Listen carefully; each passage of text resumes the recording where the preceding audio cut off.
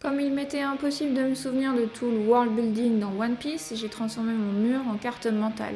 Et aujourd'hui, nous partons pour le village de Siro. Pour rappel, voici où on en était la dernière fois. La partie géographie contient deux nouvelles informations. En premier, une mise à jour à propos de Grand Line qui est perpendiculaire à Red Line et fait le tour du monde. C'est une route maritime sur laquelle seul Gold Roger, le roi des pirates, a régné. C'est l'endroit le plus dangereux du monde. Le One Piece s'y trouve, mais on ne sait pas où. Gaimon dit que les pirates qui en reviennent sont anéantis, leur étincelle éteinte.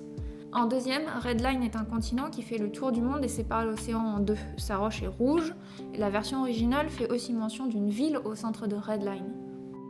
Et enfin, on peut voir une vraie carte du globe. Dans la partie biologie, on va mettre à jour les animaux avec les étranges hybrides sur l'île de Gaimon.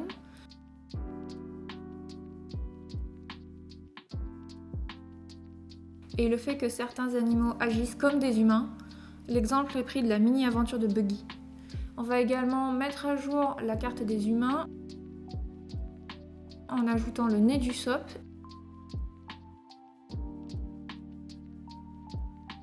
Et ce schéma à propos des cheveux de Morge qui vient d'un SBS.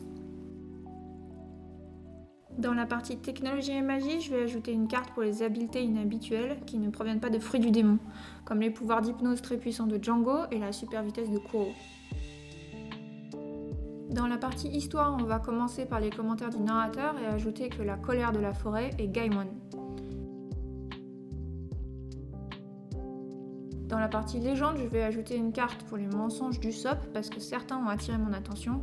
L'histoire des îles en crotte de poisson rouge géant qui a servi à nourrir le royaume des lutins, le fait qu'Usopp dit avoir chassé une taupe légendaire, Cerbère et un dragon, mais surtout l'existence d'un médicament magique qui guérit toutes les maladies. Enfin, j'ajoute que les enfants croient que les ogresses mangent les humains. Pour l'histoire, parce que c'est un élément de contexte intéressant, j'ajoute l'histoire entre Kuro et Morgane il y a 3 ans.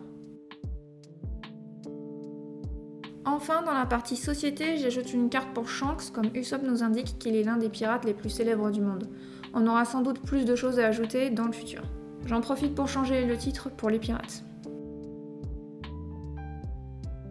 Et voici la carte dans sa totalité à la fin du 3e arc.